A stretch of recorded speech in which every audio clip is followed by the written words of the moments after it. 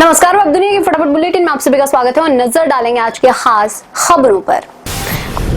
कांग्रेस नेता राहुल गांधी ने कहा, बिहार में एसआईआर इसलिए लाया गया क्योंकि निर्वाचन आयोग जानता है कि हमने उनकी चोरी पकड़ ली है। उन्होंने आरोप लगाया कि निर्वाचन आयोग और भाजपा मतों को चुराने के लिए साठगांठ कर रहे हैं।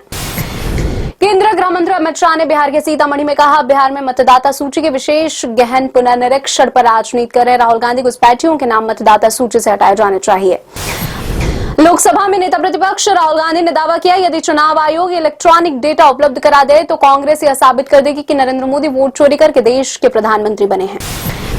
महाराष्ट्र विधानसभा चुनाव में धांधली होने संबंधी अपने आरोपों के समर्थन में कांग्रेस नेता राहुल गांधी के खुलासे का भाजपा ने उड़ाया मजाक। केंद्रीय मंत्री भूपेंद्र यादव ने कहा, यह जिस डाल पर बैठे हो उसी को काटने जैसा है। कांग्रेस और उसके सहयोगियों ने ज्यादातर सीटें वही जीती जहां मतदाताओं की संख्या बढ़ी है।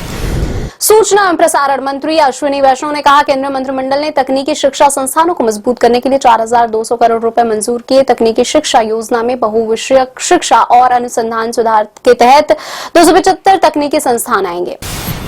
केंद्रीय मंत्रिमंडल ने 2025-26 के लिए प्रधानमंत्री उज्ज्वला योजना के तहत 12,000 करोड़ रुपए की सब्सिडी को मंजूरी दी। तेल विपणन कंपनियों के लिए 30,000 करोड़ रुपए की एलपीजी सब्सिडी को मंजूरी दी। व्हाइट हाउस के व्यापार सलाहकार पीटर नवारो ने कहा, भारत पर अतिरिक्त 25% शुल्क लगाना राष्ट्रीय सुरक्षा का मुद्दा है। यह दिल्ली के रूसी तेल की खरीद बंद करने के साफ इनकार से जुड़ा हुआ है। मध्य प्रदेश के खाचरोद में लव जिहाद के खिलाफ हिंदू पंचायत का आयोजन। पंचायत ने सर्वसम्मति से प्रस्ताव पारित कर जिहादी समर्थक समाज का आर्थिक बहिष्कार करने का निर्णय लिया है। उत्तराखंड के धराली गांव में चौथे दिन भी जारी है रेस्क्यू ऑपरेशन। अब तक 400 से ज्यादा लोग बचाए गए। 500 से अधिक लोगों के अब भी फंसे होने की आशंका है।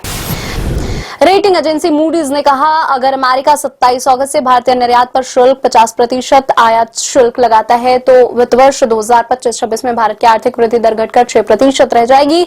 यह अनुमान चालू वित्त वर्ष के लिए 6.3% वृद्धि दर के मौजूदा पूर्वानुमान से 0.3% अंक कम है। सरकार ने शुक्रवार को लोकसभा में आयकर विधेयक 2025 वापस ले लिया। विपक्षी दलों के सदस्य ने शोर शराबे के बीच वित्त मंत्री निर्मला सीतारमण ने प्रवर समिति की रिपोर्ट के अनुसार आयकर विधेयक 2025 को वापस लेने की अनुमति मांगी। सदन की मंजूरी के बाद उन्होंने आयकर विधेयक वापस ले लिया।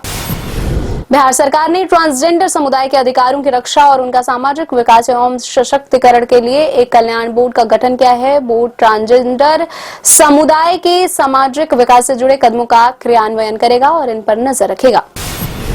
खाद्य एवं पेय सामग्री की आपूर्ति करने वाले ऑनलाइन मंच जोमैटो ने बॉलीवुड अभिनेता शाहरुख खान को अपना ब्रांड एम्बेसडर बनाने की घोषणा की। शाहरुख खान हाल ही में जोमैटो के नवीनतम अभियान फ्यूल योर हसल में दिखाई दिए थे। प्रधानमंत्री नरेंद्र मोदी के मासिक रेडियो कार्यक्रम मन की बात से इसकी शुरुआत के अब तक कुल 34.13 करोड़ रुपए की आय हुई है। सूचना और प्रसारण राज्य मंत्री एल मुरुगन ने एक प्रश्न में लिखित उत्तर में राज्यसभा को यह जानकारी दी है। गृह मंत्री अमित शाह ने शुक्रवार को बिहार के सीतामढ़ी जिले के पुनौरा धाम में जानकी मंदिर के पुनर्विकास की आधारशिला रखी। पुनौरा धाम को माता सीता का जन्म स्थान माना जाता है। शाह ने सीतामढ़ी दिल्ली अमृत भारत एक्सप्रेस को हरी झंडी भी दिखाई।